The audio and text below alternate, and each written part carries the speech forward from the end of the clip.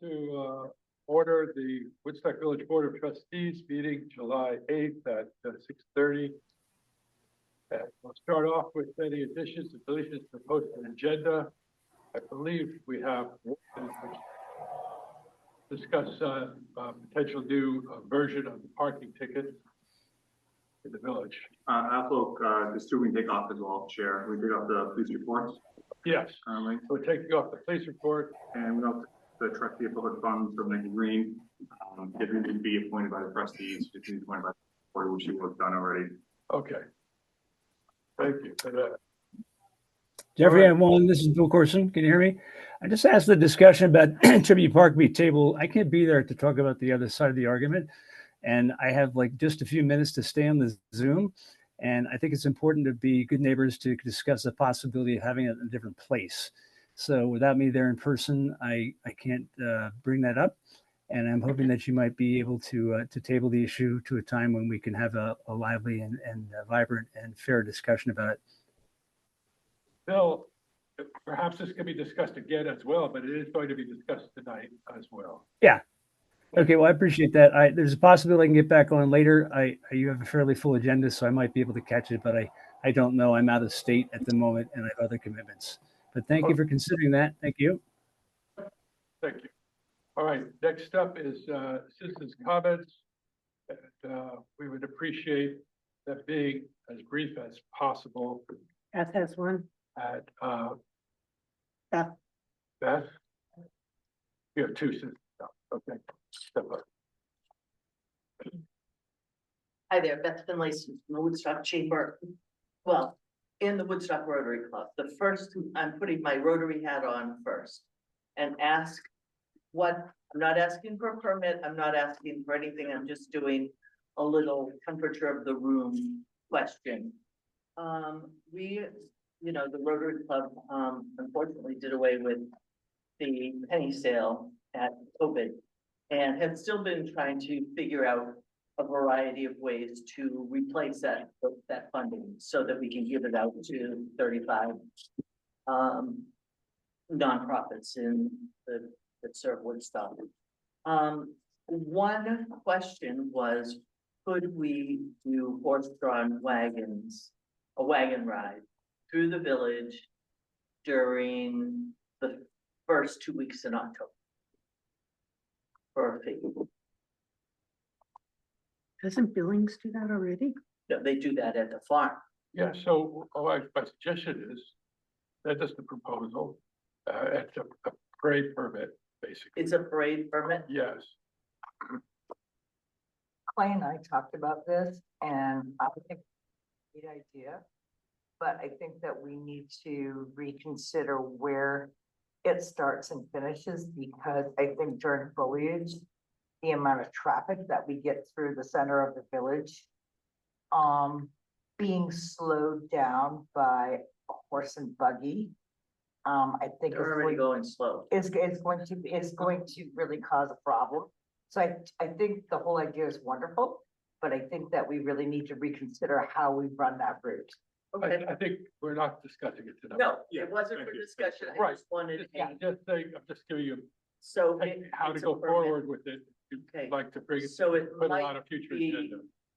of interest, but okay, now I'll put my chamber hat on. And ask for one of those pedestrian signs, which I've asked for on multiple occasions, on the crosswalk between the Green and Mountain Avenue.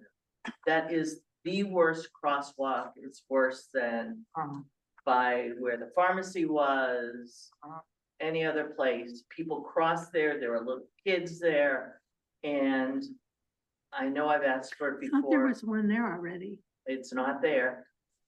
There's one in the center of town at the moment by the pharmacy. Okay, There was Yeah, there was one. Thank you. you're welcome. Thank you. We're gonna move it. I'll look into it. Eric's gonna look into it.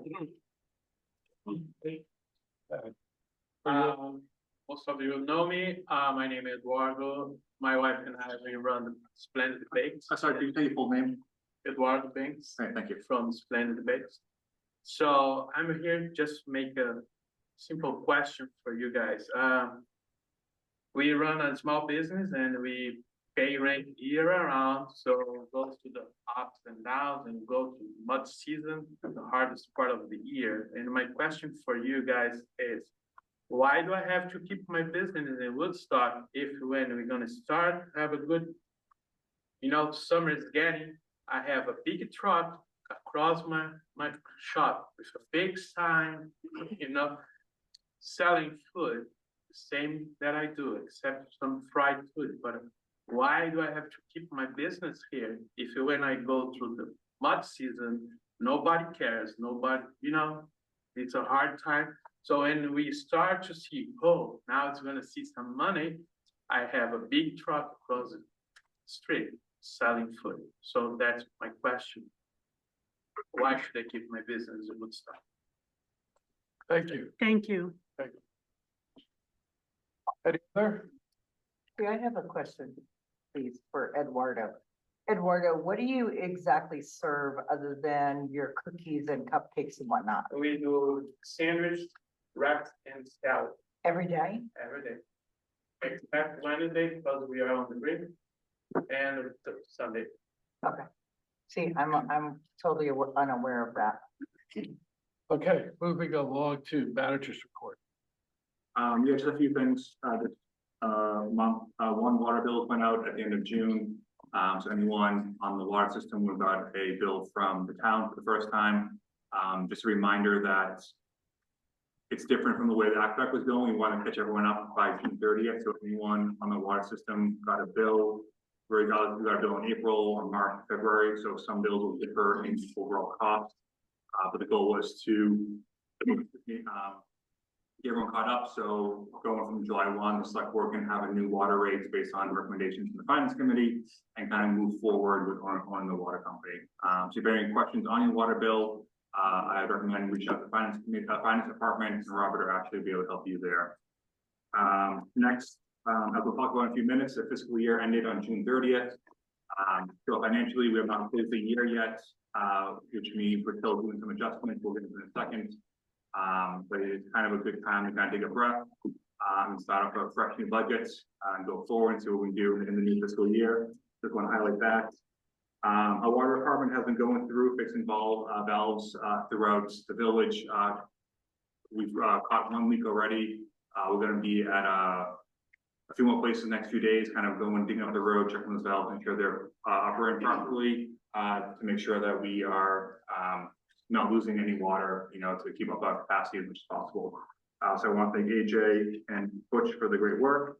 Finally, I think as everyone knows and fears, reassessment is coming. The contractor that the town has hired a few years ago to help with us is going to come to the select board meeting in August. So the third Tuesday in August, they'll come and present on kind of their approach, how they do it, and what residents can expect with the reassessment that will happen over the next 2 years. So I encourage people who have questions or concerned about the assessment of the house changing to attend that meeting in August. Our town assessor will be there, so they'll also be able to answer questions going forward as well. That's what I have in my reports. A couple of questions. One on the financial report, would be the tree fund. The money's not spent. I'm wondering if you could ask Don Wheeler to, Yeah, tree ward, to come and tell us what was planned and what is planned. Yeah, at the board's recommendation, I reached out to him a few months ago to do some work. He had said he had some plan. It could be as simple as his invoices have not been submitted yet, so we'll make sure to see if any of those things have been submitted or not. So, But you ask him to come to our August meeting, absolutely. Yeah, that would be great. And next, but buddies still haven't come in. This report shows a deficit, but we're likely to be zero or slightly in the plus when the money's come in. Yeah, projection's still probably somewhere between $10,000 to $30,000 in surplus. That's based on revenue that has not been received yet. Robert has been working, our finance director has been working on recon from May and June, specifically on parking, so that revenue will come in. And then there's end of year adjustments we'll do to move money where they need to go. A great example is small amount of money, but we spent $4,100 on a e-bike. That's a grant that will be reimbursed, so we have Right. to spend it first, that revenue will come in off of that cost. So a few of those things have to come in over the next few weeks. As well as the parking meter revenue. Exactly, yeah, for June and May, correct. Yeah. Thank So once we close the year, we'll have kind of, probably when we do the audit or come in, we'll probably do a year-end joint meeting, kind of go over all that stuff. Great. Any other trustees have any questions on the report? I had one question. You know, the police vehicle that we bought and then we returned under the lemon law or whatever. Is that reflected in here or is that just? Because we took out a new loan, correct? So the payments for this fiscal year for the one that we're returning will be present on this sheet, because we had to pay it this year. The loan has not been approved yet, but we're definitely, that's not showing that's reported on. That'll Okay, be for but this that'll be fiscal year. next year. Okay, thank you. All right, so let's move along. Next order of business is permits and matters. First one up is Pentangle Easted Park to update a previously issued permit. Please come up to the chair.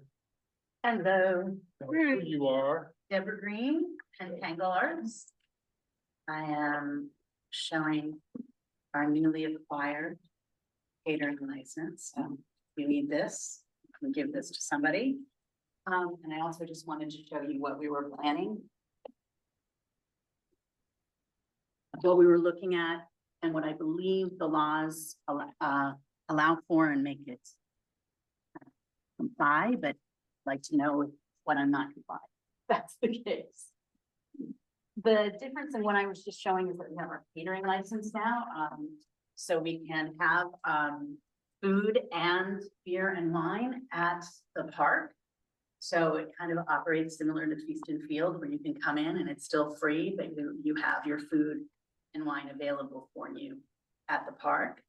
In order to comply with what I think the laws are, or what I was told, we would have the top area by where it's called a portico, the piece.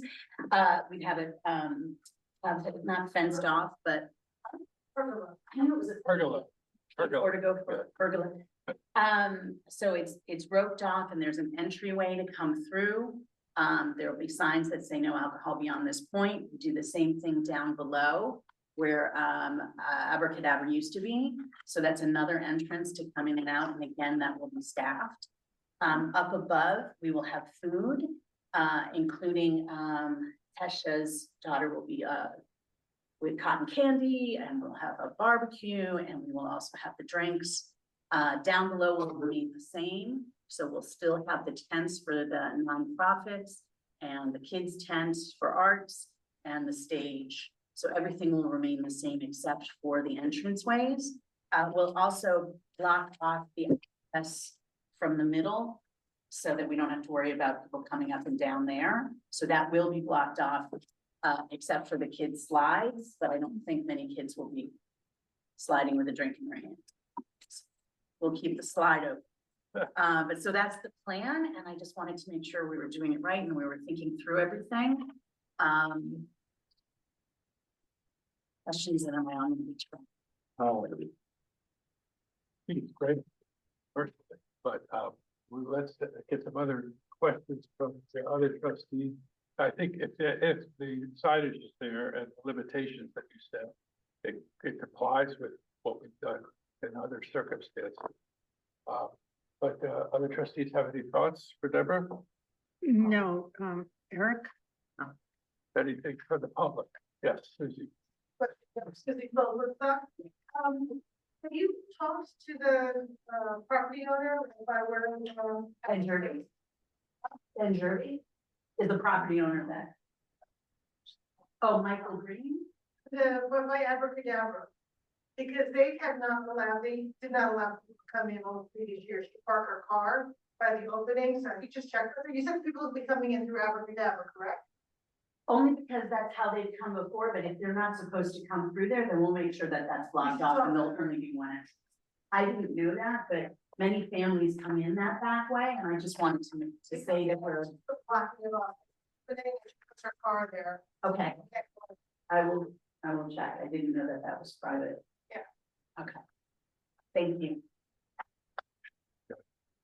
Any other We have- questions? Do we have to do anything different or?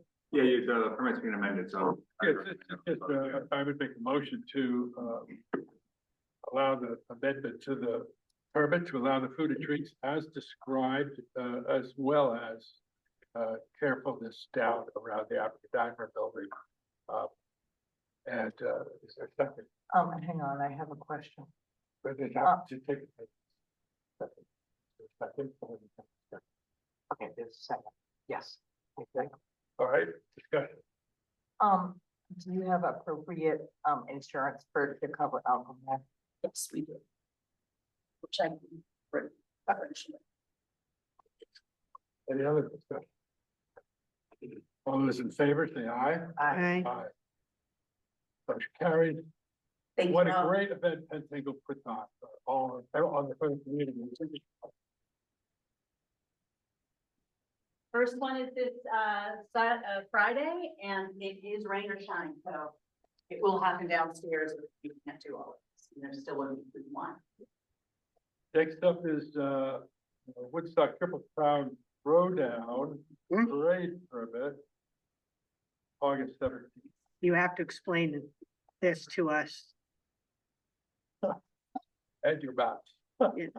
Your map's okay, but I'm like, okay, why is All it? right, first, tell us. I'm Matt Stout. Yeah. I'm a Woodstock resident. I'm president and founder of the Woodstock Area Mountain Bike Association and a school board member.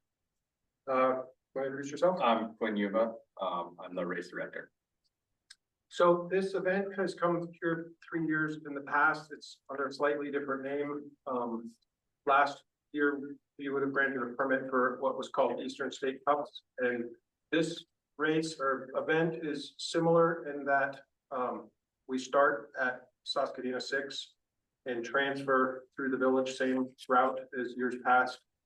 And it's not timed when we're transferring in between the trail network. Yeah, so essentially, when the racers or the riders are on public roads, they're not racing, they're just transferring between the 3 mountain bike networks. Aye. So they'll come from Saskadina 6 to Mount Peg, won't be timed, won't be racing, exactly like they have in the past. And then they race on the trails on Mount Peg. And then when they leave Mount Peg, they're not racing anymore, and they're just transferring, not racing on public roads over to the aqueducts. And then from Aqueduct, they transfer one more time back to S6 to finish riding at that trail network. Some unique characteristics of the event, it's, or some mitigating factors, let's say, it's August and not leaf peeping like it was last year. It's going to be Sunday morning, so it's a little quieter. We capped the participant list at 350. We don't have that many registrations right now, so it's going to be quite a bit smaller. Just to give you a sense of scale, Turkey Trot's 2,800, covered bridges just like 2,500. So this is a lot smaller, and we're not asking to close any roads, just use the public routes that we attach to our permit application. In the past, we've worked with village police on a traffic control plan, like where if at all we need to have someone directing traffic. And we've worked with ambulance as far as coordinating emergency services.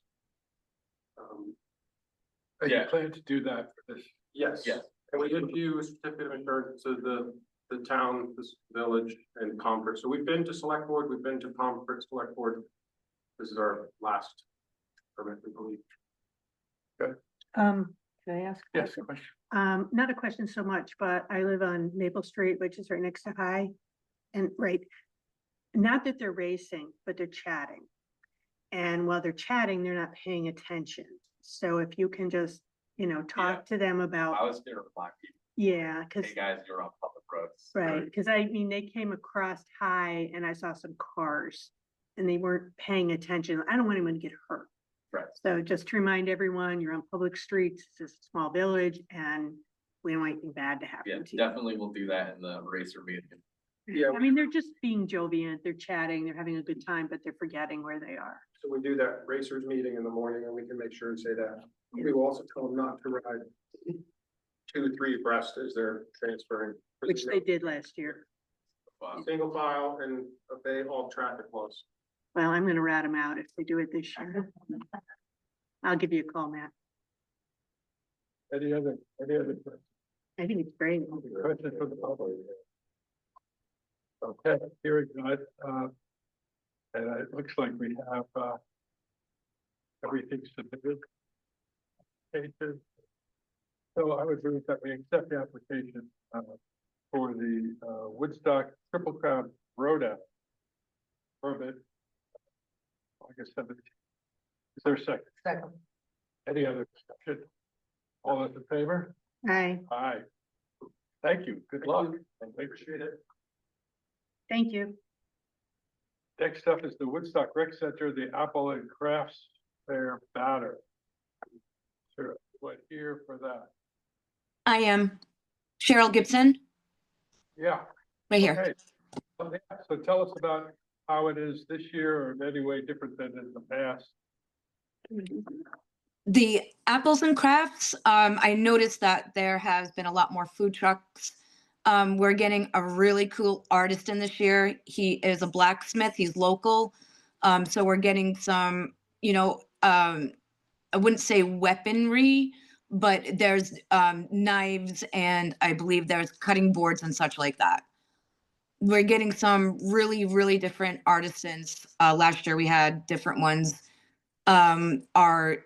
The freeze-dried candy that was a big hit is coming back this year, so pretty excited about that. Here's just for 1 minute. We need everyone to please sign in. There's so many people here, the transcriber can't catch everybody's name. Oh, So we're gonna just send out a So- list around. okay, so just, that'll be sent around. Okay, great. So any questions for the trustees on this? There's but there's no conflict, Eric, for that time period? Not that I'm aware of. Kitty, are you on? Yes. Sorry, they're really loud. Yeah, she's all set. Okay, so, okay, in that case, I make a motion to approve the, permit for the Apple and Crafts banner on the Village Green. Second, Frank, any other discussion? Not all those in favor, say aye. Aye. Okay, let's move along. Next up, Thank Vermont- you. You're welcome. Thank you. Good luck. Bye-bye. Yes. Next up, the Vermont Film Festival banner. What? I have Woodstock Community Day celebration. I have the Vermont Film Festival banner. It's attached in early. Here it is. Yeah. It was an Uh, add-on to the because I got it late. Either Okay. Colin or the other fellow, I think his name is Matt, should be on, but I let them know that they needed to be on for tonight. I'm not sure if they got the message. All right, well, they're not here, so can you inform them, Kitty, to? I will. Okay, thanks. Thank you. That's that's both the Vermont Film Festival and the Comedy Festival. Okay, two different banners, two different times. Next up is Woodstock Community Day celebration at East End Park. Tell us who you are, Mary. Good evening. I'm Mary McVeigh, and I'm one of the volunteers of Friends of East End Park. The organization that essentially built the East End Park over the years and still works to maintain it. We are continuing the Woodstock Community Celebration. For those of you who have been in Woodstock a long time, you may remember that years ago, this annual celebration in September used to be at Billings Farm. Then COVID shut it down basically, and so we resumed it years ago. And so this will be the 3rd year. And we're really excited to do that as a gift to the community. There's basically no change from last year or the year before, with the exception that we're going to start 1 hour earlier. We're going to start at 1 o'clock instead of 2, because we got some feedback that people were having a good time, but they really wanted to come earlier for a kind of a lunch experience. So we're doing it from 1 to 5. We're hiring some local musicians who will be down on the lawn in a setup for the tent, et cetera. We do have a rain venue in case. And that would be Billings Farm. Because Billings is also going to be represented at the event as they have been in the past. It would be in the barn. Sorry? At Billings would be in the barn. Partially in the barn and partially under tents in their adjacent space under the trees. And so we're hoping that does not happen. Right, yeah, we all hope that. Question. So nothing's going to be different Except for the time change. except for the time change. Otherwise, nothing's gonna be different down there. And you're gonna have food trucks. Or, On private property, yes, like last year. yes. Hey, it was lovely. And, Thank thank you, you. thank you on behalf of the community doing this. It's wonderful. Well, it's our pleasure, and actually that's why the park was built, for the community to enjoy. I do have a couple of questions. Yes. One is, we will bring trash barrels, recycling barrels, as required. But, the question is, when is the usual pickup by Casella or whomever at the park, so that we don't already come with an overflowing I believe it's usually on Mondays, Monday? Mondays and Thursdays, I believe, yeah. Okay, So, However, Yeah. this is September 14th. yes, it's a Sunday afternoon. Usually around there, we do usually double down on the pickups because Okay. of the pickup of foliage, so the possibility we could have pickups that weekend. That would be great. So if you just wanna touch base with me the week before, we can try to get a pickup, on Saturday morning. That would be terrific. Because people, of course, would use wherever the trash receptacles are. And the other is that, we would greatly appreciate, your continuing, as you have in the past, waiving the permit fees, for this community celebration, in honor that it's a gift to the community. and we've done that, we did that last year, Yes, so I know, I would certainly be integrated to that, with trustees. Mhm. Sure. Okay, do you have some, you'll have portable toilets? yes, there will be a portable toilet sort of in the same place as Pentangle will have its toilet for the concert series. Yes. Okay. And who's supposed to charge? Aiken, is Aiken the primary person? That may change. I think by that time, it may be me, it may be There, somebody else, but we So will long make as- sure you have the right information.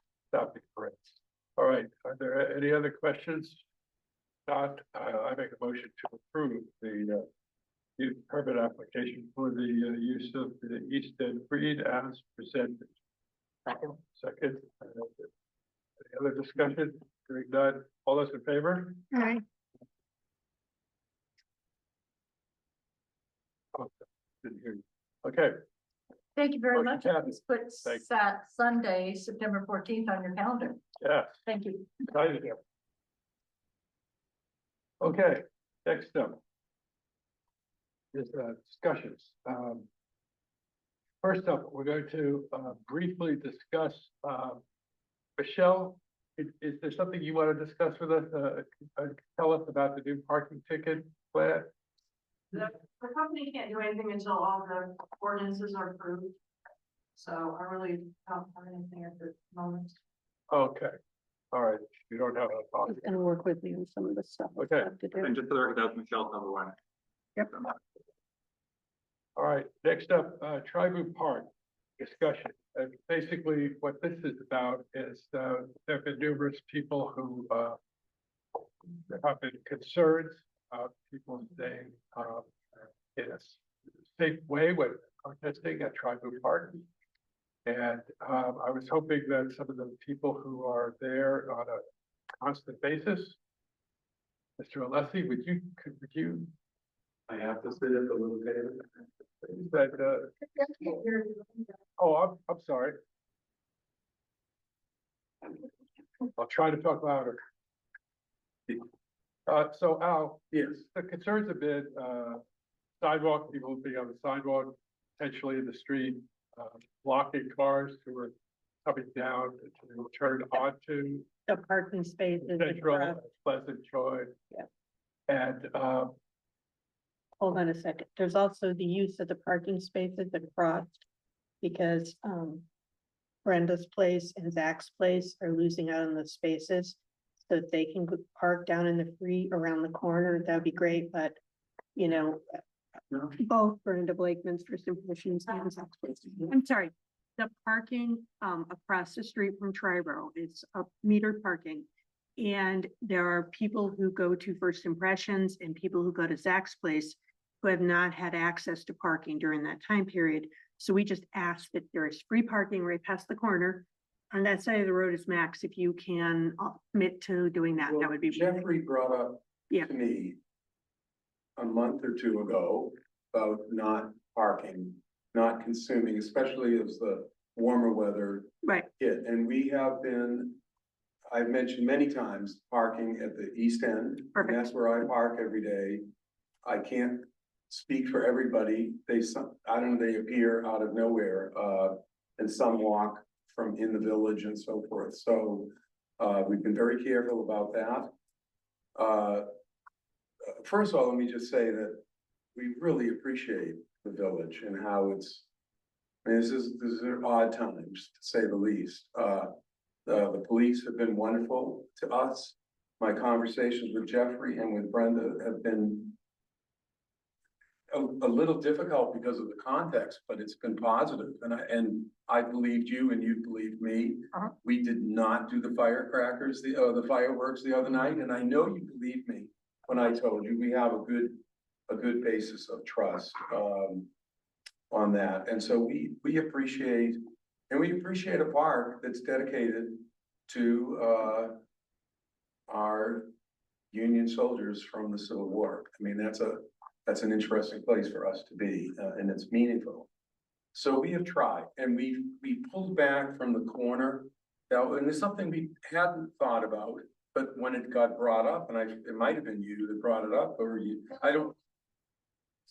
It's very early on. Okay, so we pulled back, so we don't go anywhere, and we did photos and so forth to make sure that cars coming up from Pleasant, none of which stop at the stop sign, by the way, as a report to the town, they all go right up To the edge of this. to the crosswalk. But we don't go past whatever that gray metal thing that's in the middle of the lawn. Is that just an access to the sewer? I don't know, whatever it is. Power. Oh, it's power. We don't go past that and Seton had started a lot of the conversation as well. And, but if it needs to move again, we'll do it. But that was agreed to, that not going past that spot. And that was even something we did with the last large, well, let me go back one step. This is our 157th day in a row today. I've never done anything other than eat and breathe 157 days in a row. And most of them are, well, they started with one and then two, but most of them are 15 to 25 people, okay?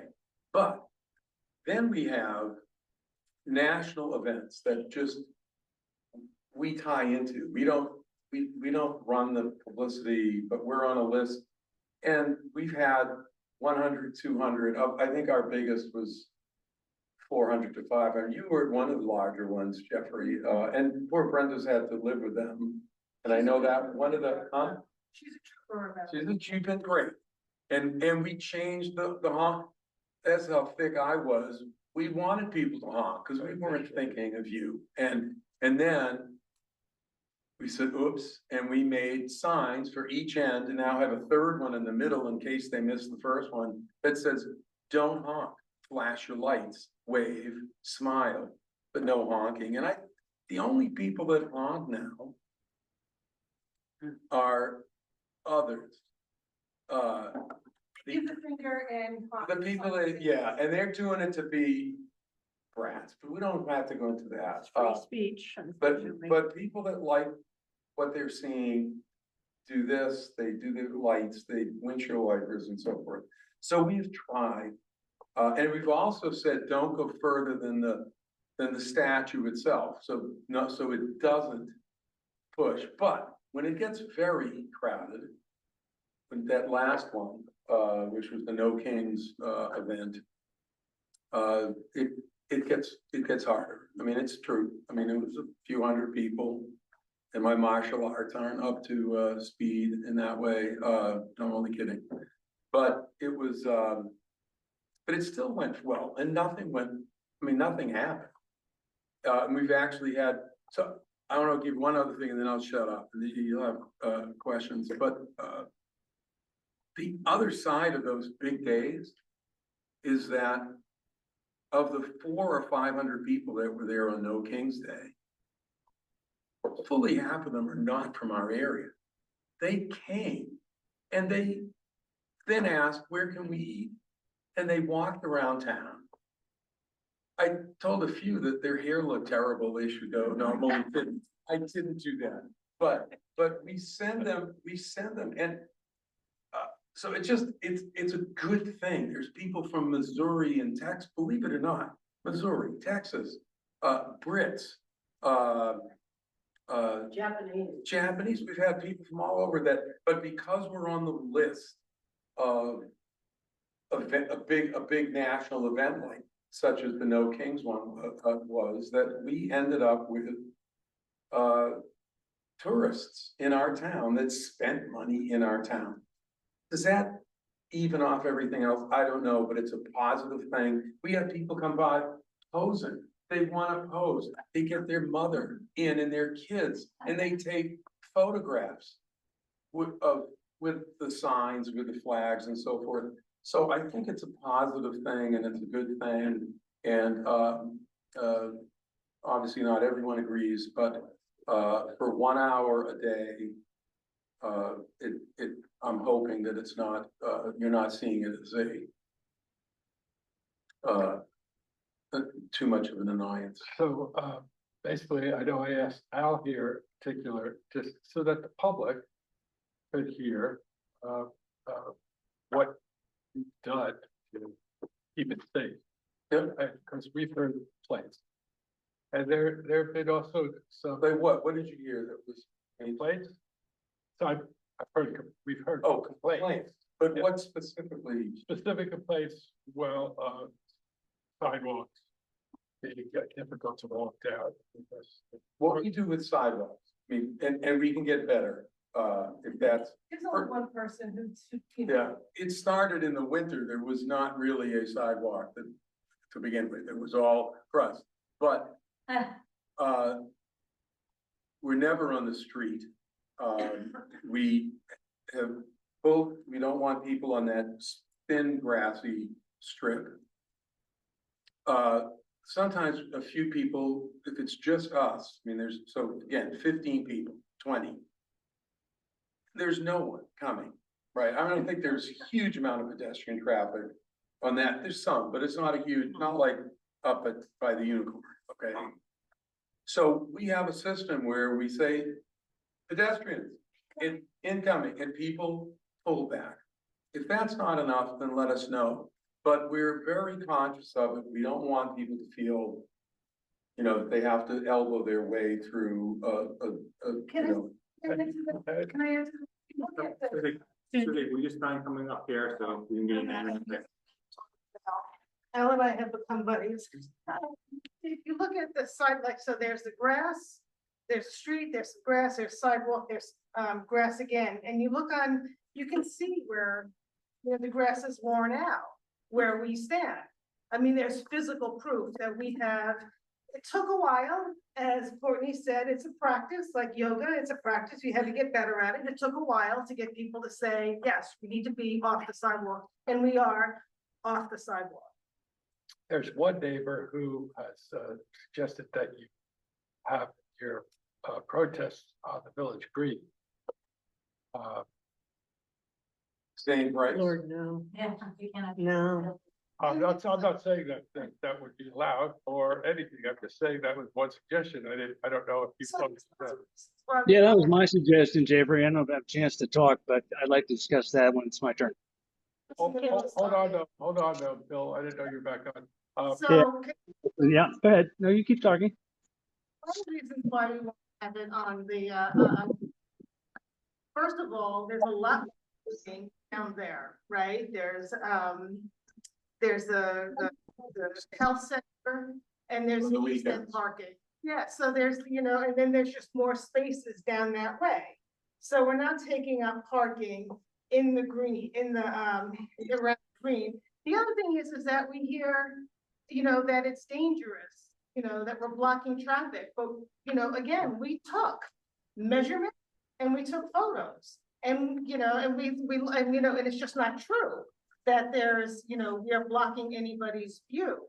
That was the reason given to me that we have to have it at, that we have to move it because it's unsafe, but it's not. Where cars pull up, we are a full 42 feet behind. They can look. The problem is that, that intersection is a funny intersection and cars kind of speed up and stuff like that. We who 157 days straight can tell you all about the traffic patterns because we watch that. So. That's true. That's good. That's good. Okay, Can I talk? Yeah, I need to talk soon because I got to go. Is that okay, Jeffrey? let Bill talk. Okay, and then I Okay, got a bunch okay, of stuff. Tell us who you are. I'm Bill Corson. I live at 18 Pleasant Street, right there at Tribute Park. And I have no problem with what you're doing. I'm in favor of it. I think it's great. But my problem is that there's some distractions to traffic. When you wave at them, they wave back, and that's probably dangerous. And that's maybe a minor point. However, honking, you told me you tried to keep the folks from not honking, and I applaud that effort. However, there still is honking. And trucks that don't like you, they go by and they lean on their horn. And I have to listen to that all the time. My house is right there. You've heard of NIMBY, not in my backyard. Well, this is not in my front yard. It's very, very difficult to live there with all that commotion going on. King Sunday, no King Sunday, whatever day that was an absolute mob. It was just incredibly horrible for us who live right there.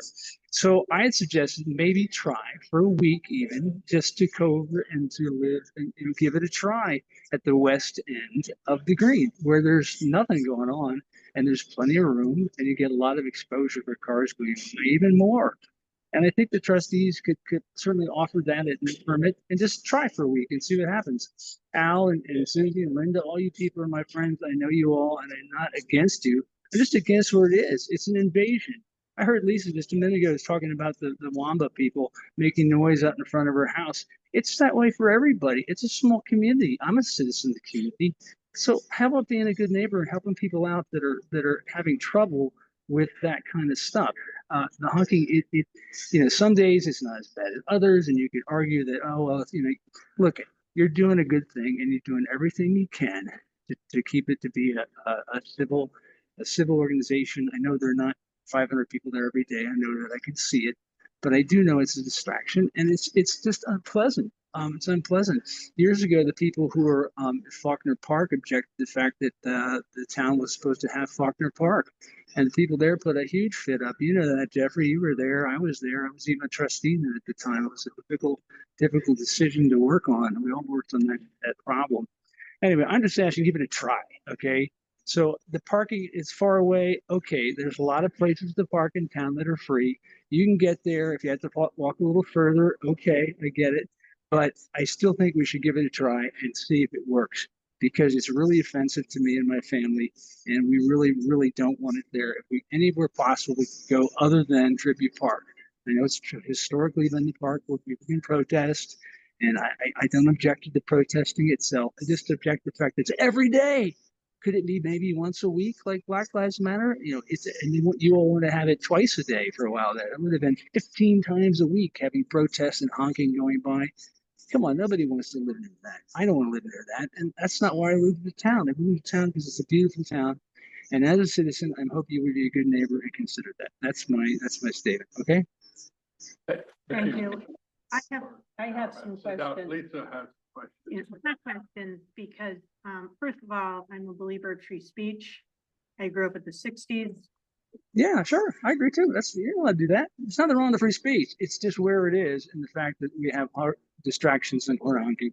And it's just miserable to me. Okay, Bill, I'm just going over some things. Yeah, right. I'll listen. The people who are at this tribal, that we represent all the residents of the village. So if Yeah. there's. Bill, Bill. we're talking, we're addressing, Lisa's addressing Okay. everybody. It's not specific. We have to be listened to both pros and cons. We fully understand, and it's not our place to say we're for it, against it. It's our place to make, Bill. Hey, Yeah, Bill, I agree. You should have it. No problem. Bill, can you mute, please? Yeah, I'm having trouble because I'm in a public place and with my family in Wyoming. I haven't seen a grandnephew ever in my life before, and they're just about to come to dinner. So if you can just kind of hang in there and listen, I'll try to shut up and listen to what you're saying. Hopefully the background noise is not too difficult. I apologize. I'm not really now asking for questions or discussion or anything. I want you to understand that as our position, we have to listen to everyone. So I think that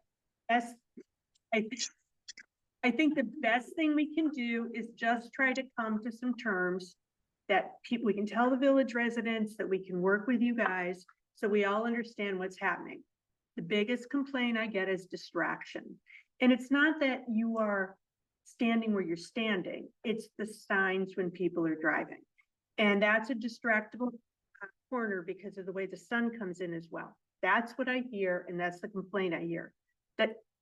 No, I'm just trying to picture it. Yeah, the second thing is that people are intimidated to walk down that sidewalk. And even though you step back, I'm just repeating this, even though you step back, people don't want to walk down that sidewalk. So there's that. The parking you've obviously dealt with. These are not things that aren't, I just need everyone to be aware of it. I'm not saying yes or no. And the last thing that I ask, and I've talked to the trustees, if you think you're going to have a crowd of over 50 people, I would like to ask you to pay to have police there. It's $50 an hour, 4 hours minimum, but I can't. That denies us our free speech. We have no, it's not. That's crowd control, Al. We don't have an organization. We don't have, some people think we're funded by George Soros. It's not true. But Al, let me finish. Just be clear. Let me finish. That would finish it. So go ahead. But what I'm saying is, I'm asking you to think about it. I'm not asking you to do about it. Al. It was brought up once already. Okay.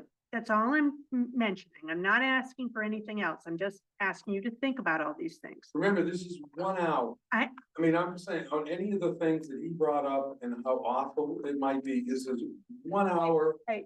1 hour a day. Unlike motorcycle noise, all day, and it's unlike, let me finish. We deal with big crowds on foliage weekends. We don't complain about it. We complain about, but go ahead.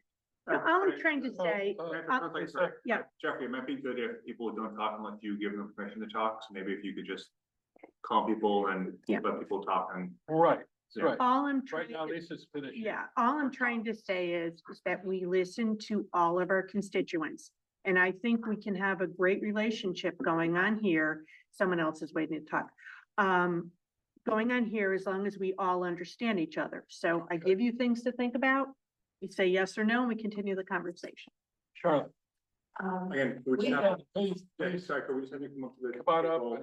And I'll, so they can mind. Thank you. That's it.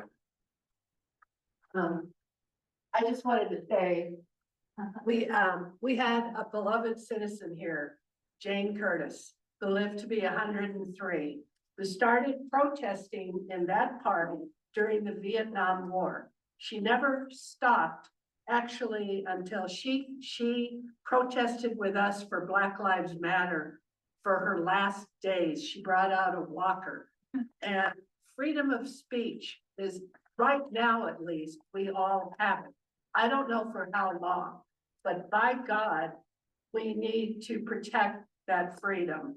And I hope this body here will help us protect it for 1 hour a day. And basically in honor of Jane Curtis, who, was an amazing woman. That's all I have to say. Thank you. Thank you. Courtney? I know we're discussing the larger events, and so you have some ideas, and I think one of our ideas was, you know, there are limitations on things we can do without a permit, which we're grateful to be able to show and do that. But I think one of our ideas was, can we ask for, you know, on some of those larger days for some, to be able to maintain no permit, but to be able to have, like, you know, we could have, you know, a thing with a rope and a thing so that we could block off and barricade the sidewalk and contain that better, but we're not allowed to put anything on the ground that's not held by us. So we'd be, you know, we would say, hey, in order to have safety and have crowd control, could we maintain a no permit status? And because the permits say, you know, like, could we add some safety for everybody, but maintaining without a permit? Because, you know, something that's freestanding, even if it was a, you know, a table that had a sign that said, please, you know, don't, you know, all these things. Please take. So, because, you know, be safe and, like, you know, don't, you know, because it's hard as a person, you know, when we had no idea that many people were coming, right? I mean, 300 was containable, 400 was like, whoa. And we can't control how many that comes, but I hear what you're saying, but we would love to, yes, work with you. Can you work with us too in maintaining it as a no permit zone, but letting us add some very basic structures for safety under those same guidelines? We would love to do that as well. So something to consider in the discussion. Yes. And my idea. Please, when you know in advance that you're going to have crowds like. Yeah. Yeah, so we'll know if it's a national day of action. There might be the potential for a large day. We don't know for sure any time what's coming, but we could seek that. Yes. We need to check the regulations. Yes, we will. And we're also open to saying, you know, not for forever, like for this, you know. If we can, come to us and we'll do our best. Great. Well, the last thing in the world we want to do is suppress free speech. That's not what we're doing. And last thing we want to do is create unsafe Brought conditions this up for because anybody. of people who have concerns. And we appreciate you coming to address them. Is there anything new that needs to be said? I just want to say, Yes, Susan. yes, Susie Stolzen, Woodstock Village. We make our contact information eminently available to anybody who wants to get in contact with us. We invite people to come. When Bill called, this person said, you know, he was worried about the traffic. We measured, we took it seriously, but it was actually our initiative. Susan Menendez brought it up, you know, much well before that. So if the community has an issue with us, we are open to hearing what their issues are, and we are open to addressing them. We heard a rather irrational complaint that we were sending off fire rockets, you know, fireworks and stuff like that. And it's like, come to us and we'll talk, we'll tell you, you know. Which Brandon did. Yeah. So, Okay. just one, Anything new? these are new. Well, it's always new for me, Jeffrey. Now I have to remember what I was gonna say. Oh, just a quick point. Other people come, that have, the guy shows with his pro-Trump flag, and so it's freedom of speech. It's our Absolutely. lot, and we don't berate him. We've had conversations with him. I just thought you'd wanna know that. And I think that's important to know. Secondly, we're not an organization. We don't have a leader, even though I jumped up to talk first, but that's just historical, but there's no organization there. If there was a large event and people showed up, who would you bill? Who would you send that to? Me? You're gonna send me a bill for $200 for police protection? That was a thought. I know, I'm just saying, there But is Eric an organization, and people are gonna show from all over the place, and so it's amorphous. We want it to work, we want you all to be happy, and I said that at the beginning, that we've appreciated all of the efforts police and the trustees, and I don't want that to change, but, We No, do have, I think we just need, we're primarily interested in safety. we do have And, an, we appreciate your efforts. we do have an answer in the regulations around Tribal Park and, correct? Yeah, the trustees could issue a permit, that will allow, things to be placed into the ground.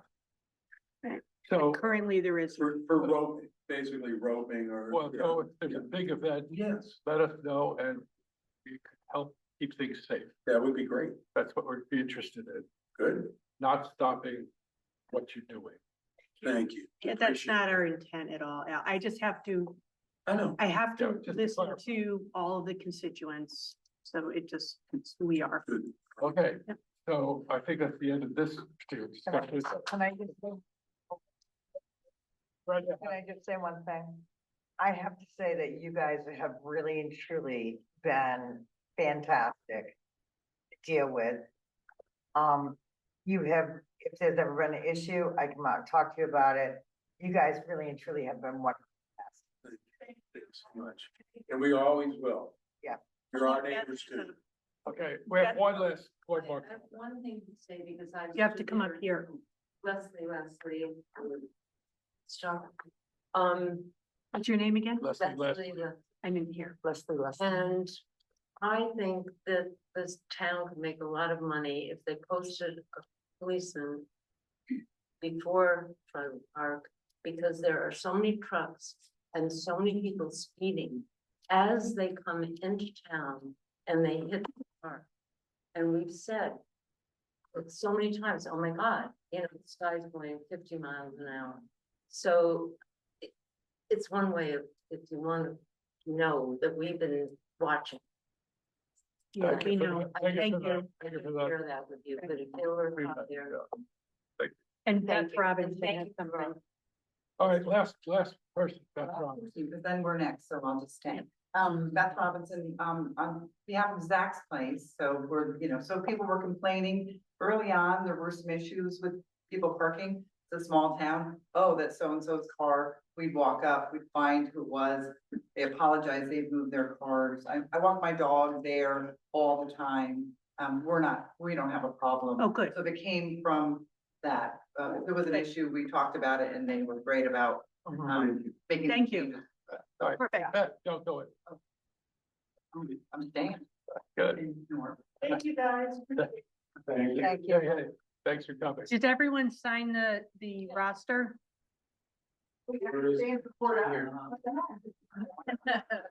Right there. Just in case. Do you need our, did we stay? No, I think this will be easy compared to Hi, that. Norm. Okay, so, tell us who you are. I'm Norm Freitas, president of the board, Zach Plate, At Woodstock Press. and a Woodstock resident.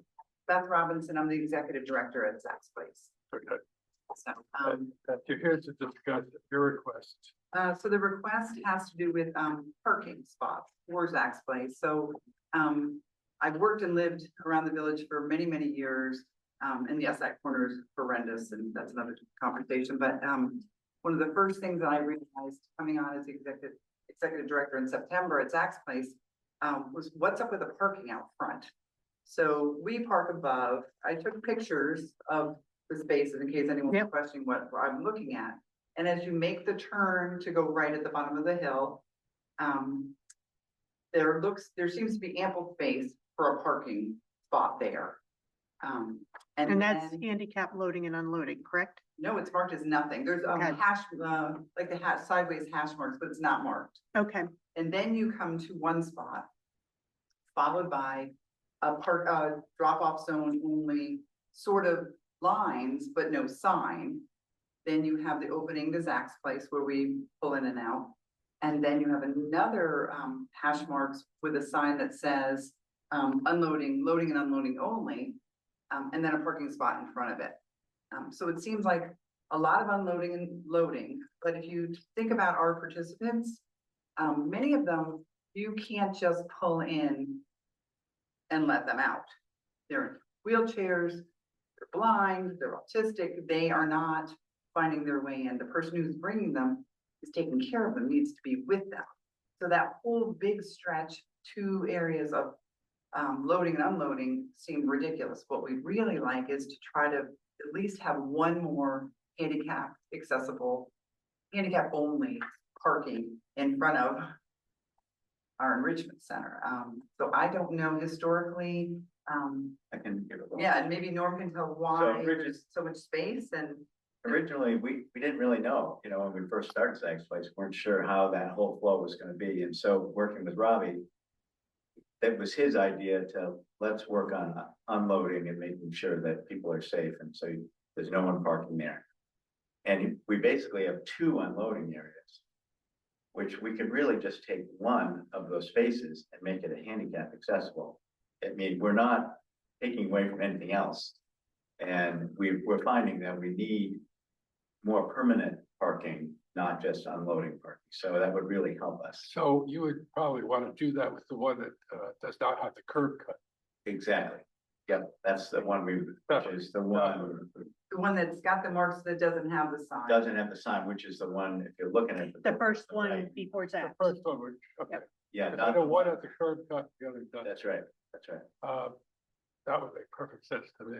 Yeah, Yeah. it's just that we find that the need has really changed. Yeah, so we've got more participants, which is, we've gotten, you know, the word's out. We're a great place to have your young adults, your adults. To have more medically fragile as well, which is, you know, And we've got to make sure we get them in. population, but we also are finding, you know, if you've got a caregiver who's privately paid, you know, it's not, you know, they may or may not have the means to put in a parking meter, you know, it's all the whole placard thing. Do I have one? Does a family have it? Do I have it in my personal car? Or just, we don't want people not coming, and we hear that. No place to park. No place to park in front of Zach's Place, which is kind of sad. You know, we're enough away from the merchants where I think it makes sense to just change it up. All right, so I've been across from Zach's Place now for 15 years. And there used to be a handicap parking spot there. And what used to happen is one person every day took that parking spot and left their car there with a handicap parking sticker on it. And they were in Zach's Place. So basically it ended up being a 1-person private parking spot for the entire day.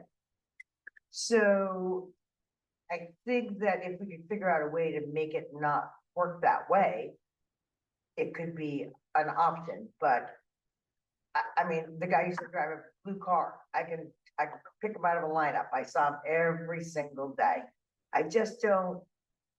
So the unloading part, explain how that works. So the person comes with their student and they park in that spot and they take their student out and they bring them into Zach's Place. That's what I see, right? Some do. Some have the ability to be there on their own for the day. So you will see people pull up and simply let someone out. But then we have folks who need to be attended.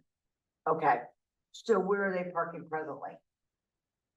They're parking on, what they're doing is they're dropping off and they're parking all the way around on free parking if they can find it. They're just trying to find free parking. If not, they go to East End. So they might be saying to us, is it okay if I leave so-and-so? I can't find a place to park. And they're like circling, trying to find a spot. But your upper part. Yeah, what about your upper seems to have parking lot? more room. But we've got tenants. But it's also really difficult if you're wheelchair or you're balanced or, you know, and we use Zach's Place has the lower parking lot, which just holds 4 cars. That's staff. But the upper one is that's all closer staff. to 8. It could be as much as 8 parties. No, they have tenants. No, we have tenants So upstairs. it's the second level, which we have a garden and then we have parking for the upstairs. And I, because of my personal knowledge, my sons who are 24/7 hour care cannot go into Zach's and have someone go move to the parking. That person has to park and stay. And there are multiple children under federal contract, under state contract that you cannot drop them off. You know, there are kids with seizures, there's kids with all kinds of problems. So you have to park and walk them in and you have to stay there. So parking 10 parking spots away with someone who's got significant health issues. I bet people who after But people can't go down the hill. We're looking for free parking Yeah, elsewhere in the yeah, village. right. Enormous. I mean, we think this might be So, help.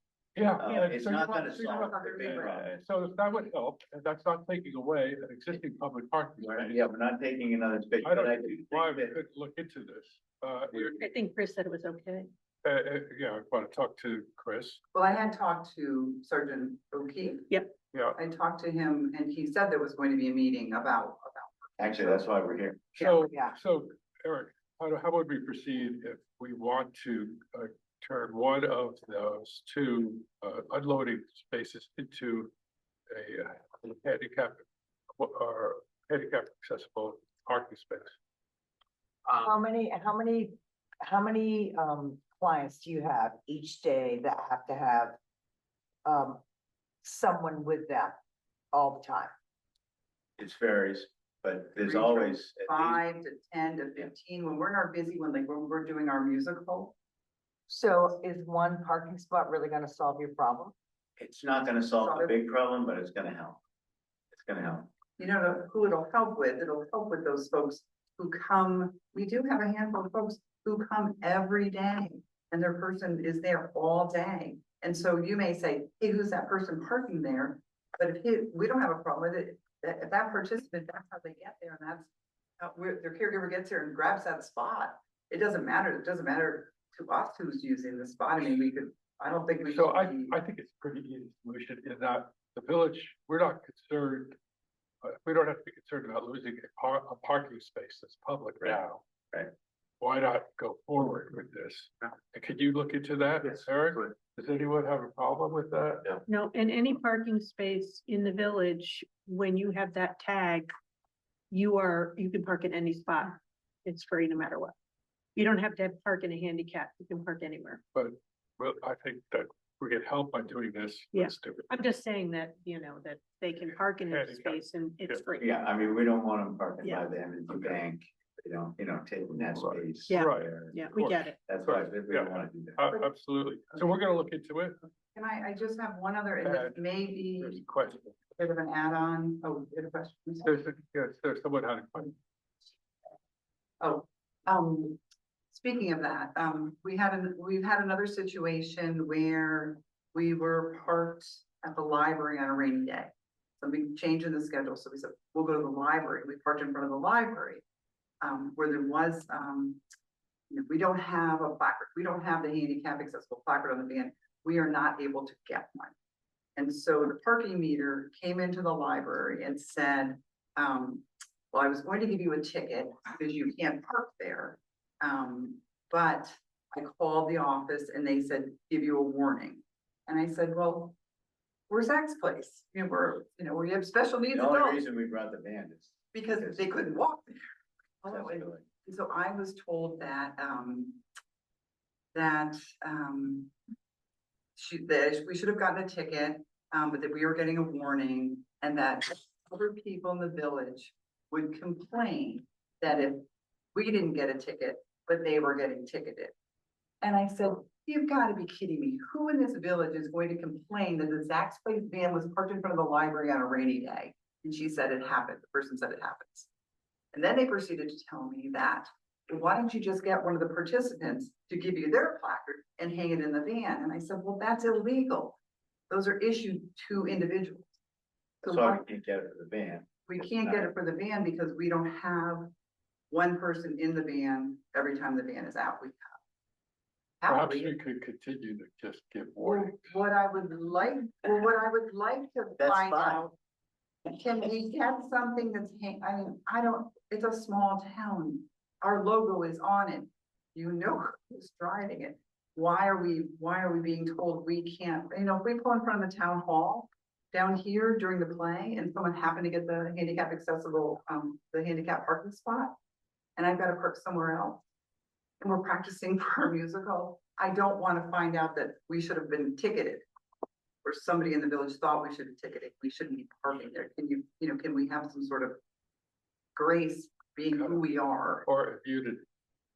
Exactly, immunity from a parking ticket in the Zach's Place van. I don't know what the answer is. I thought if we're talking about it, we'll bring it up. Yeah. I think we could certainly talk about that with It's not that often. We'll We talk try to about- we'll walk talk- as we'll- often as we can, and we're always We'll going talk about places. that. Yeah, we want Chris, more, Chris, a key. yes, more information than we. He's on More- vacation. get some more- He's aware of it. I get some I've more had that information, conversation but, with him. so it's a very valid point. you bring up. Great, thank you. Did Courtney So, want and we'll get back to you, Eric, we'll get back to you once we figured out. Yeah, we'll touch base other- offline and, yeah. Okay. Okay, to? Perfect, thank you. You Thank guys do a wonderful job. Yeah. Thank you. You're an asset to the community, we all know that. Thank you. Thank you very much. Yes, So, my name is Courtney Hollingsworth. I volunteer with Zach's Place, and I also work for two of the participants, one being Aaron Norton, who is in a, oh, sorry. No name. I don't work for anybody in particular. I work for a wheelchair, so and the unloading and the loading and all of that. One other concern with that, just, I know sidewalks are a different issue, but an unloading of like a wheelchair ramp on certain parking spots and sidewalks is challenging. And then navigating those sidewalks in the rain where you can't hold, you know, an umbrella over you or them in whatever weather. So the closer the parking, the better, obviously. So even if we're having to go far to get parking, which we do, it's just making a challenging situation more challenging. And any ease we can get to any of those participants would be obviously greatly appreciated and warranted. And this is just me, I'm kind of like creative thinking outside the box. So this is just an idea. You know, one parking spot would be a help. You know, the first one, as you turn that corner, you're coming up this way to that, isn't super helpful for a wheelchair person, would obviously be helpful for a non-wheelchair person because there's the garden you wouldn't be able to like roll them out of the car all the way in a sense. So the ones that are further up closer to the Max Market, not Woodstock Market side, would be helpful. But so say we have 3 parking spots, often we have 3 wheelchair participants there on any given day for certain activities. Now we have different needs, but there are times where we have up to 3 on a regular for an activity. So that's that number in my mind, that would be really helpful. And I don't know if it's a thing to be handicap parking reserved like Monday through Friday, 8 to 5. And then freeing up those spaces on evenings and weekends during like foliage and things, so they're not taking away from busier periods. Does that make sense? So I don't know if that's a thing that is a thing for parking spots. If you can designate them handicap accessible for times and dates and not for others. It was just an idea to have that would really help Zach's Place, but then wouldn't necessarily take anything away from the town during fall holidays. I mean, weeks or weekends when you might need those things for people coming in to eat or whatever. So it was just an idea. Kind of thinking, how can we get more, but also not take away more, if that makes sense. What are the hours of Zach's Place? You know, we're 10 to 4 Monday through Friday. So I think that, I mean, if that's something that can be done, because, you know, we share our parking with the Malava next door. I mean, I pull out and there's staff using our parking lot. You know, the bank leaves at 5, their restaurant guests are parking in the bank parking lot. Like, there is that sort of thing going on. It's just, you know, being neighborly. So maybe some signage that after, you know, 9 to 5. Nights and weekends, but weekends wouldn't be. No problem. well, let's start by getting you another parking space. Let's start with 1. Let's start with 1. Good place to start. All right. Okay, thank you. Thank you. All right, let's move along now. Next is parking around the Village Green during market. Okay, so I'll just bring this up. We have in the past allowed that to occur from 2016. Okay, yes, we've allowed that, and I think we as a board need to make it clear whether we want to continue to allow that. I, for one, do want to continue that from 3 o'clock till 5 o'clock. There's no need to put money in after that anyway. So this is a discussion. Like to hear the other. Well, in 2016, the trustees, Beth asked the trustees for permission to have free parking during the village you agreed to it, but was not voted on by the trustees. So it was, you said it's okay for 1 or 2 years and then they would come back to it. So no one's ever come back to it, but officially the trustees have not agreed to that. So it is not something that is voted on or anything else by the trustees. It was just till it's tried for a year or two. And There would be said yes. right, but I mean, it in the minutes, it never was voted on by the trustees. So I just want to make, I have spent months doing parking regulations and that was one of the ones I found. So I just want to make that point that was never voted on by the trustees. Okay, thank you for that point. Yep. Anything, right? I think that it should remain status quo, and if we want to address it in the future, we should change it and then notify people, but it should be status quo. It shouldn't be a surprise all of a sudden where we just stop doing something. I don't know what you mean. Status Rick. quo Is to 3 to 5, practice, so. no charge. On Wednesdays. Okay. Market on. And here's my side of that. I've got an opposite side. If, who's to say that if someone else comes in and says, Market on the Green is getting this, why can't we? We don't have a discussion around that. So before we go and say it's okay, we need to realize that we're letting a group, no offense to the group, have something that we are not allowing anybody else who has a permit on the green have. So I just want everyone to know that because that is, hold on a second, Beth. That's a very clear message we're sending to the other people who have permits. Yeah. So you need to be aware of that. Yes. I'm aware of it. The reason I think it's different is this is such a large community situation involving so many community members, that it's different than other situations. And that's why I think we're capable of making exceptions and variances. I'm in disagreement with that. Okay. That's a good question or comment. Comment.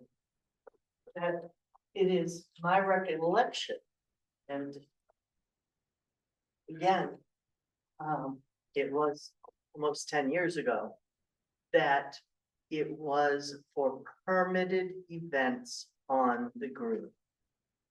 Actually, it And- wasn't. And it wasn't just the Market on the Green, so I've never asked for anything. But I'm sure that David Brown was here at that point. This is about the time that we started with the free parking a year if you got a ticket. And it was I don't for recall it being for any event on the green. permitted events on the green. It doesn't say, I can double check the regulations, but I believe it was I only, think it wasn't regulation. Again, it was part of that whole discussion. So that when Seton says, oh, it's okay for Market on the Green, but not for Pride, that was, and I don't want to, I'm not putting words in anyone's mouth, but my recollection was that it was for permitted events on the green, not just Market on the Green. I'll go back and look, but I'm pretty sure it was just Market on the Green. I think there's a new solution to this, which is, I wouldn't advise it tonight because it's not on the agenda to votes, but for the next meeting, the trustees could vote on a special exception for either Market on the Green or all permitted greens before that way, so it's Right. codified, vote, and we all know where we're at. Okay. Yeah, and I'll pull out that Thanks for the minutes. suggestion. Yeah, I'll Yeah, pull out So, the great minutes. idea. so we'll bring that up, but we're not going to change it in the interim. And there will be any tickets at this point. Okay, next up.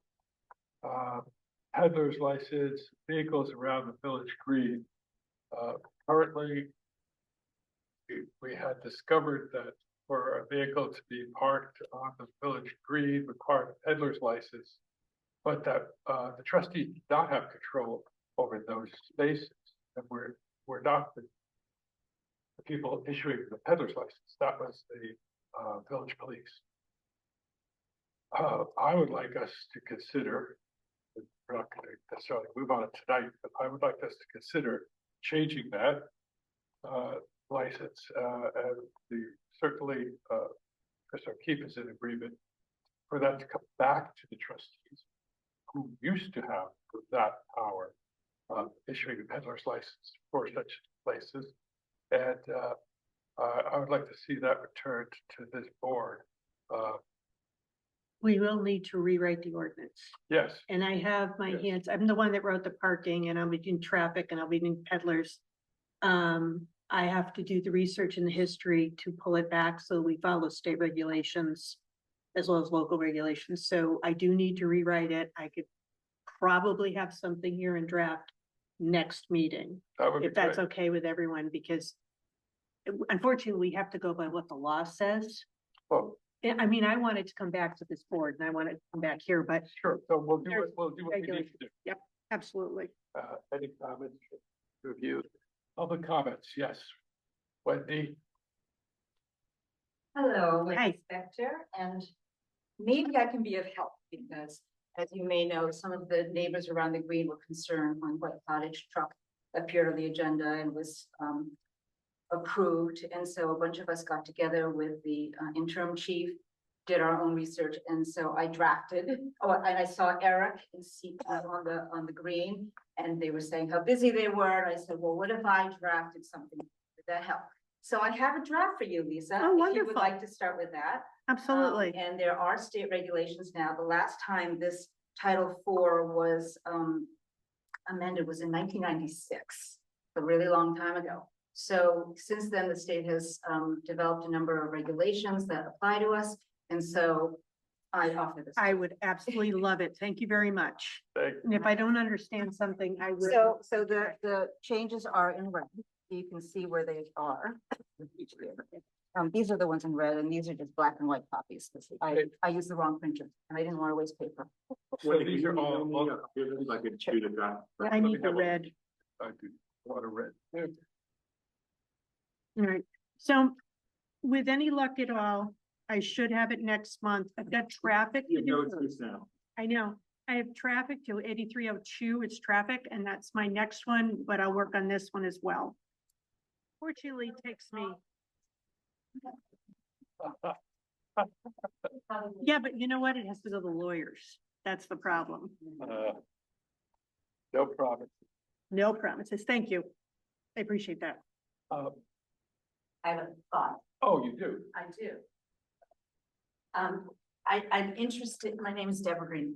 I'm interested in this one, to have an understanding of where it came from. Peddler's license, it sounds like something that might have happened in the early 1900s or something, like what the origin is and what has been left. So I don't know if that's something that can be made available so that people understand what it is that we're.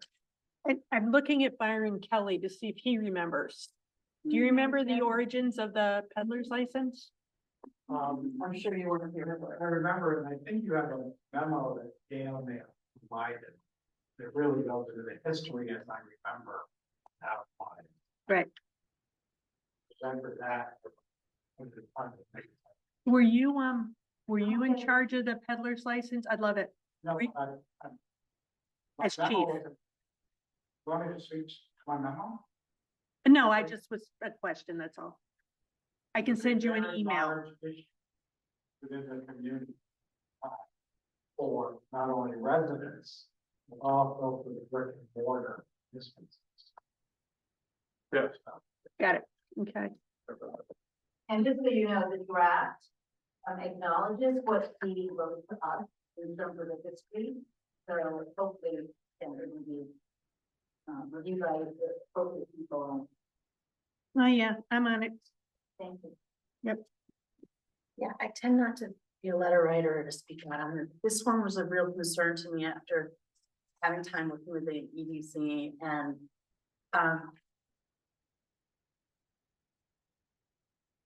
and looking at what the businesses are going through. I understand that we need more food.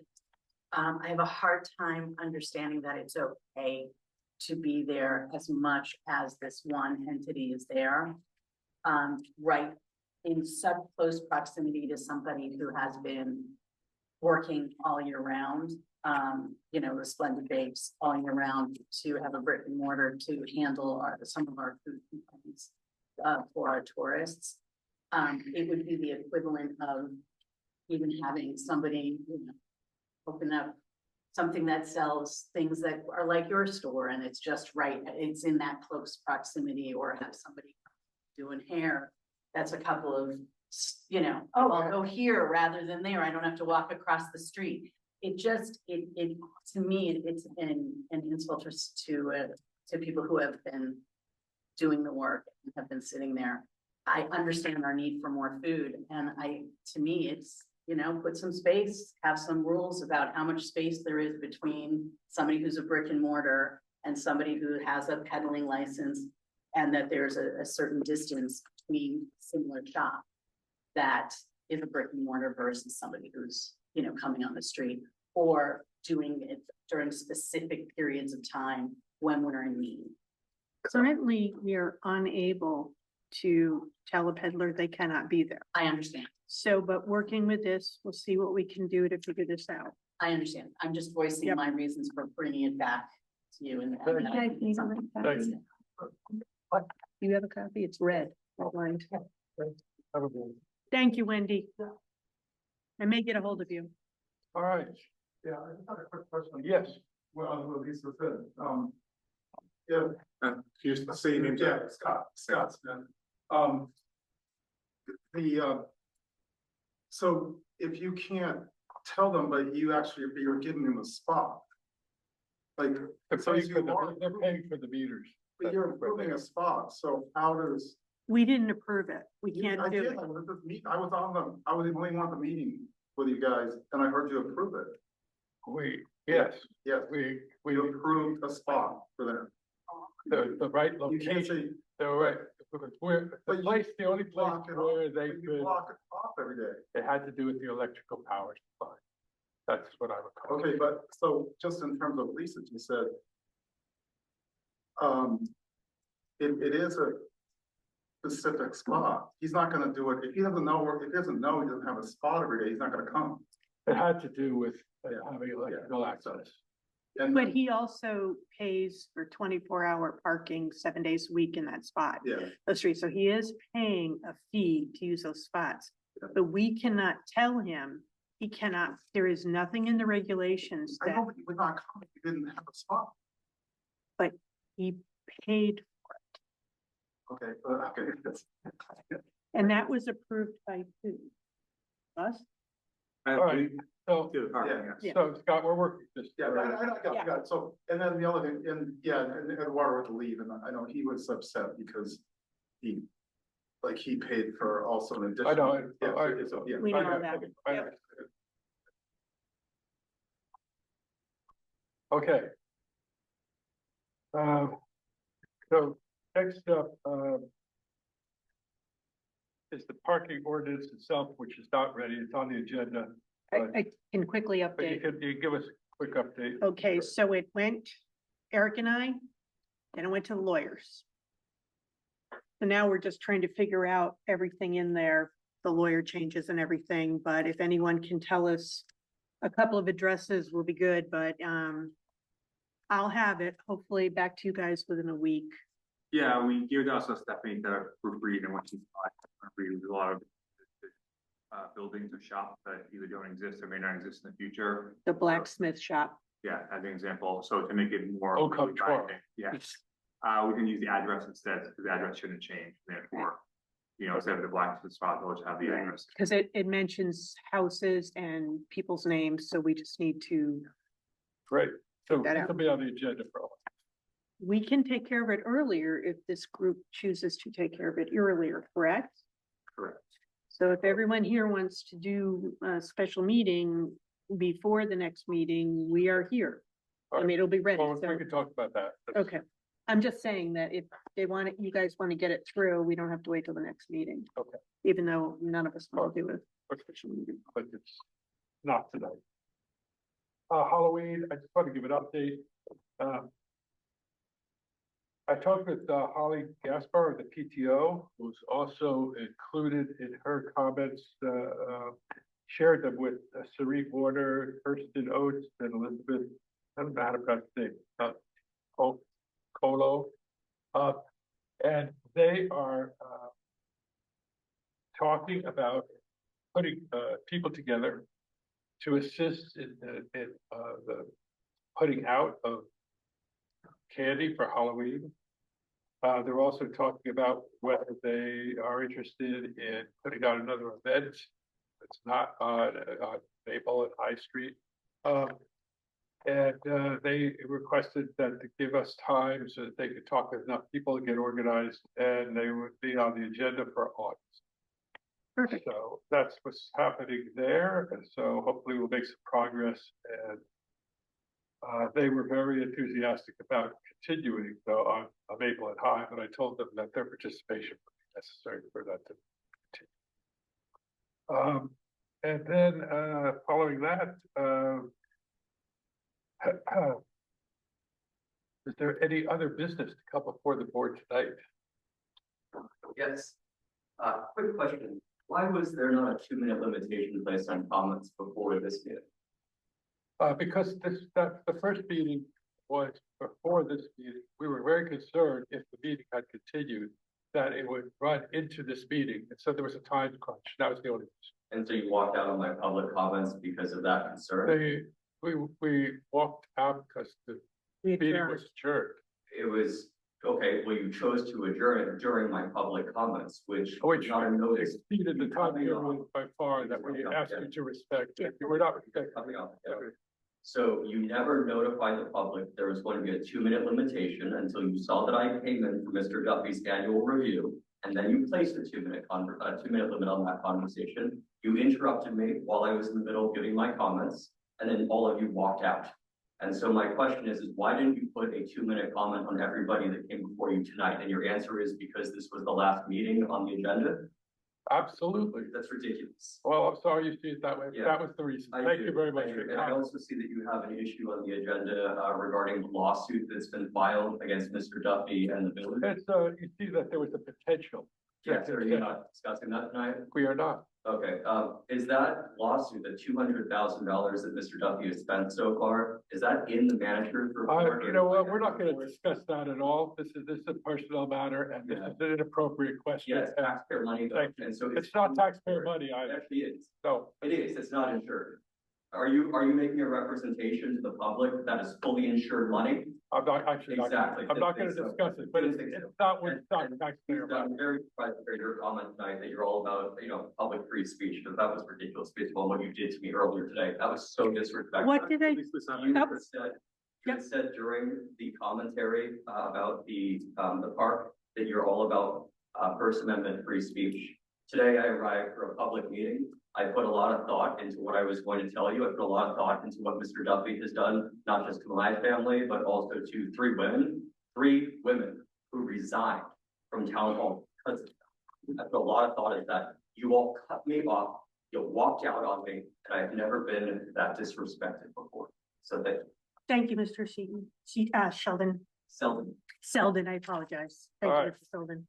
So, any other business for this board tonight? Okay, let's go to an approval of minutes. There were some changes made, and people didn't see them. Sorry about that, Eric. There was a new, we just got it today, so she fixed it today. You saw it, right? Yeah, I called Kitty and suggested that there were a few changes, nothing that really important, but they just needed to be, so there were some dates that needed to be changed, for the sidewalk sale in August. The motion was for August 22nd to 23rd, not the 15th. That was one of the changes. I asked her about the vote that was taken that needed to be placed on here, and everything else was grammatical, no surprise there, I'm sure. It's not very exciting. I don't want to. So, I would make a motion that with the changes that were made today, the minutes from 6/3/25 be approved. Is there a second? All those in favor? Aye. Aye. Motion is approved. And now I make a motion to adjourn the meeting at 8:05. Wow. Second. Second, all those in favor? Aye.